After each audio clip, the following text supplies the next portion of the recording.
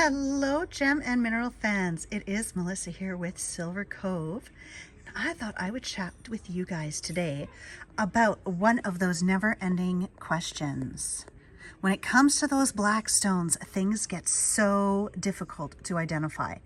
So in front of me here, I have hematite, tourmaline, black onyx, and obsidian. And a lot of times, one of the biggest questions we get is, how do I tell the difference? So I thought that I would spend a few minutes and actually chat with you guys about some of the best case scenarios for those. All right, so for those of you who don't know me, my name is Melissa Roback. I am one of the owners here at Silver Cove. My husband and I started this company way back in 2004 as a hobby, and we have built it from the ground up. And one of the things that we love to do is to really know what it is that we're looking at. We are very picky about those sorts of things, and so we have learned lots of tips and tricks on how to identify those stones, and I am going to share one with you today. So in front of us, we do have some different pieces, and the important thing to remember when you're looking at your stones, again, it's going to make a difference if you're looking at polished and tumbled, is looking for those tiny little details. That is what's going to give you your information, okay? So let's start with tourmaline, okay? So this right here is tourmaline in quartz, and I love this as an example because you get to see the spray formation. So do you guys see that spray formation going through the crystal? So tourmaline grows in those rod shapes. It grows in a crystalline format. And because of that, it does make it a little easier to identify because that raw crystal formation comes through larger crystal, but comes through in the piece itself. So you can actually see those striations happening on the piece. See if we can get you just the right zoom there. So that crystal structure is what you're aiming for. Now, sometimes what you're going to find is this, because those are the raw crystals. So then what you're looking for is just a little element of that structure to help you to identify that piece, okay? Now, when it gets into tumbled form, that's where things get a little more complicated, because now you're looking at a tumbled piece and trying to find a crystal. Not always so easy, but what you will see is small lines inside of the space. And let me see if I can find a good one here for you. There we go. So if we take a good look at this cutie right here, wait for that to just zoom in just right. We actually have the little crystal lines that are showing in the piece. Let me see if he'll say hello. We're going to do a little pinch and zoom. Give him his spot. And there we are. See, look at that. So those tiny little lines that you see through there are part of that crystal structure showing on the piece. So that's one of your telltale signs in a tourmaline that you might not see, for example, in an onyx or in an obsidian.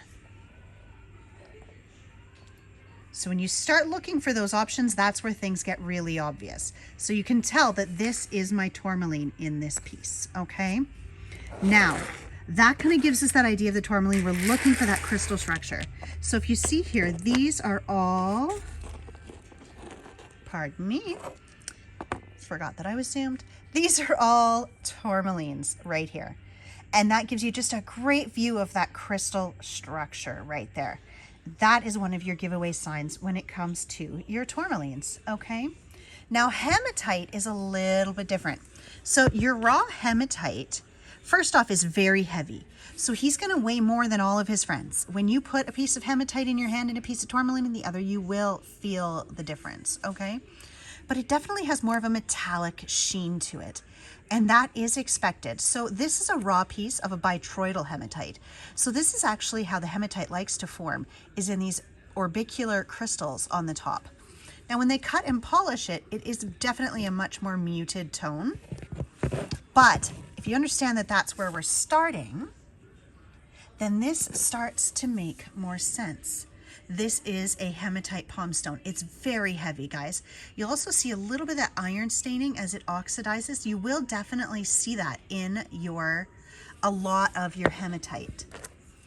Even in our little crystal point here, you'll notice hematite will not take that giant, huge, full polish in a lot of these crystals. Beads a little different. I'll show you that in a minute. But very often you're not going to see that full polish. And so that can definitely help you out on there. And then on this guy, this is hematite in a bead form. And so this is the one time that they're able to get a full polish out of them. But even then, you still get that metallic sort of sheen to it when you're comparing with other stones. And so that's definitely something to look for when you're working with hematite. Okay, so the big question that we run into, which is really hard to tell the difference in between, is going to be your obsidian and your onyx, okay? So when you see a whole lot of these guys together, it can be really hard to tell which one is which.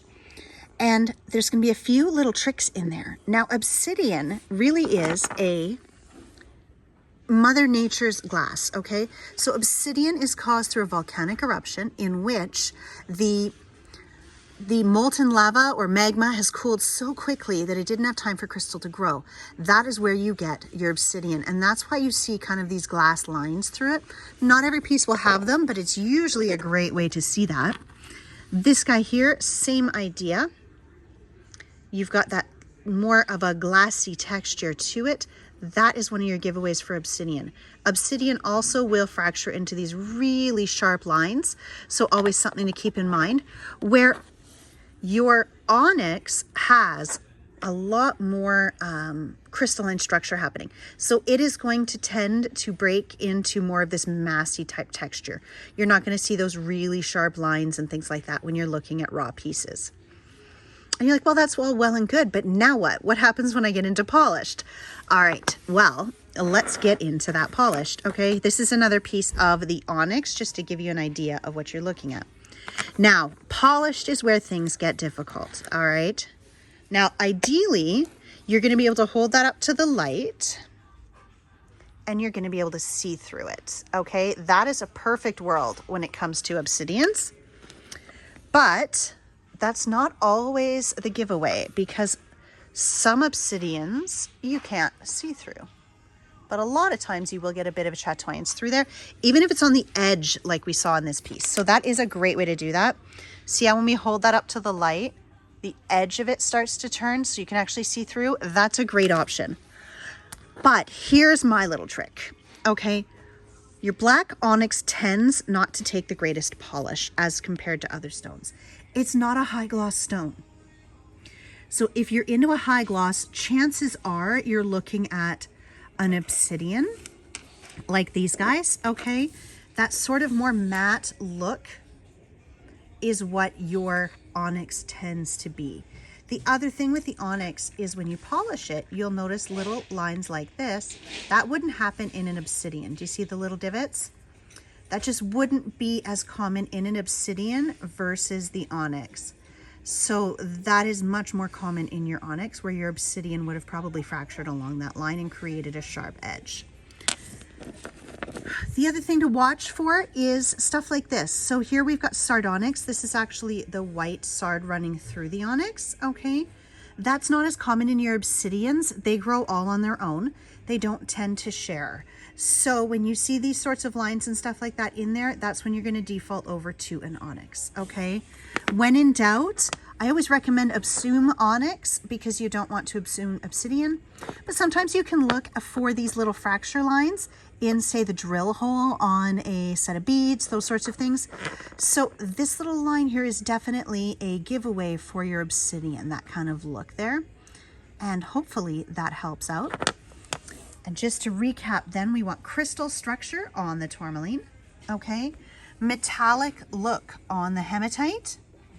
All right, we want these cute little fracture lines and a really high gloss sheen, or you can see through it for your obsidian, and everything else tends to default over to an onyx.